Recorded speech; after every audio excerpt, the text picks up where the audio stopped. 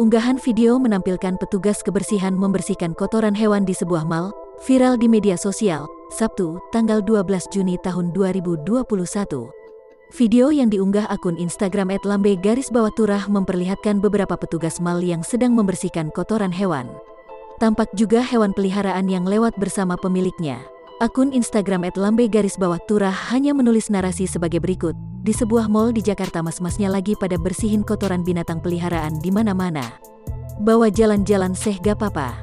Tapi ya sudahlah video itu telah disukai lebih dari 287.000 kali, ditayangkan lebih dari 3,7 juta kali, dan dikomentari lebih dari 19.200 kali. Banyak warganet mengkritik para pemilik hewan peliharaan yang tidak menjaga hewannya dengan baik.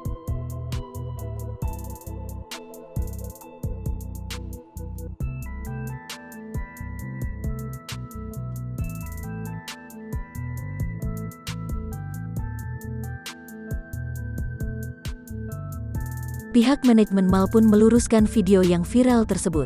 Berikut penjelasannya. Pihak manajemen PIK Avenue menyampaikan lewat keterangan tertulis bahwa video itu diambil ketika event Dog Fantasy Expo yang digelar 8-13 Juni tahun 2021 di Jakarta. Ini waktu acara Dog Fantasy Expo. Dengan atau tanpa acara ini PIK Avenue punya aturan kalau untuk bawa anjing ke mal wajib pakai popok dan waktu acara juga sudah ada signage. Tim Ops juga menahan owner yang nggak pakein popok untuk beli popok dulu di area expo, bisa semacam dititip gitu, kata pihak manajemen PIK Avenue, saat dikonfirmasi oleh Kompas.com, Minggu, tanggal 13 Juni tahun 2021.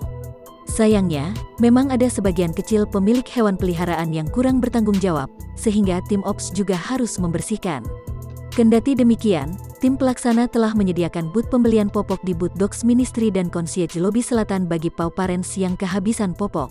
Pihaknya juga mengatakan selama acara berlangsung tim panitia juga telah berkeliling untuk memastikan area tetap bersih dan menegur